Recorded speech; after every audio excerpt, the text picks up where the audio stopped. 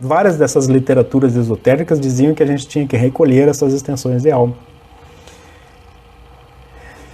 E isso seria um trabalho hercúleo e infundado, né? Porque, pense bem, a gente não tem que estar resgatando pedacinhos, né? A gente tem que entender um pedação, a gente tem que entender que cada pedacinho é em si a coisa toda. E aí a gente acaba com essa história de ir atrás de pedacinhos, né? Porque os pedacinhos, eles precisam entender que eles naturalmente vão chegar ao seu denominador comum. Então, quando essas literaturas, a maioria da literatura esotérica, assim, dos últimos 20, 30 anos, né, colocava muito essa questão aí da busca por personalidades, né? Será que eu tenho um pedaço meu lá fora? Isso gerava uma fuga tão grande da realidade. E aí nós temos que entrar aqui num consenso, né, de que tudo isso que a gente estava falando aqui, lembra que eu falei no início, né? Esse tipo de informação, ele vem para nos trazer um nível de transformação e de cura até. E não de dualidade ou dizer quem é o culpado, quem é isso, quem é aquilo. Não.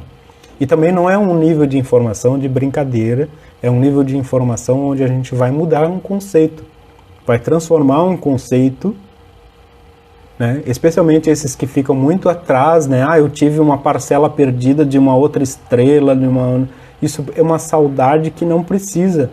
Isso leva a uma dissociação de personalidade. E a gente não precisa mais disso. Então, entendendo que tudo que tu precisa está dentro da conexão que tu faz, nós voltamos ao tema principal, de que não é transformar essa conversa toda em algo que não precisa. Precisa sim, porque se nós estamos voltando para a espiritualidade, a gente precisa entender de alguma maneira essas informações, mas também precisamos entender de que a fuga para uma realidade que esteja fora do planeta, ela não vai trazer a integração. Mas quando nós vivemos aqui dentro de nós mesmos, sabendo que nós somos um ser já integrado, aí a gente realmente vai fazer a conexão. Tá? Então, quando alguém me diz assim, eu sei que eu sofro porque a minha parte perdida ficou em outro lugar, não dá. Nunca vai conseguir fazer a integração total, porque um verdadeiro ser espiritualizado, ou que gosta da espiritualidade, ele precisa entender justamente que toda a espiritualidade está dentro dele. E sim, os seus problemas de vida, de família, de cronologia, de ancestralidade, de alguma maneira precisam sim ser integrados, ser resolvidos, porque também isso é... Né? Lembra que a gente tem uma ideia assim que quando nós trabalhamos na questão da espiritualidade, assim, olhando essas cronologias e tempo todo, né? Quando a gente tem uma percepção num nível do logos planetário, por exemplo, né? Parece que toda essa linha que já foi percorrida ou que vai ser percorrida é imensa, mas para ele é um pontinho. Então, para nós, né, quando a gente tem uma situação conflitante, esse tempo parece que ele não passa. Né? Mas quando nós ultrapassamos aquilo, né, parece que, nossa, foi lá, já foi há tanto tempo. Ou seja, a importância que a gente dá às situações, né? Que importância a gente dá às situações. Então, a gente precisa também entender que as situações, elas também precisam passar, mas a gente precisa entender elas e precisa saber que elas são, ou foram algumas escolhas, ou foram situações que a gente precisa dar um significado diferente. Mas essa história de que eu sou um ser espiritualizado e a minha vida não consegue andar porque uma partícula minha ficou lá em Sirius e outra lá em Andrômeda, não dá. Não cabe, porque isso justamente foi um processo dessa, né, de colocar na literatura, de colocar na cabeça das pessoas que isso era a divisão e que as pessoas não conseguiam se integrar por causa disso. Então isso é algo que a gente precisa muito ter claro, ter na consciência que o trabalho que você faz é hoje aqui, né? Lembrando também que quando a gente fala assim, né, que as pessoas começam a lembrar de encarnações também, né?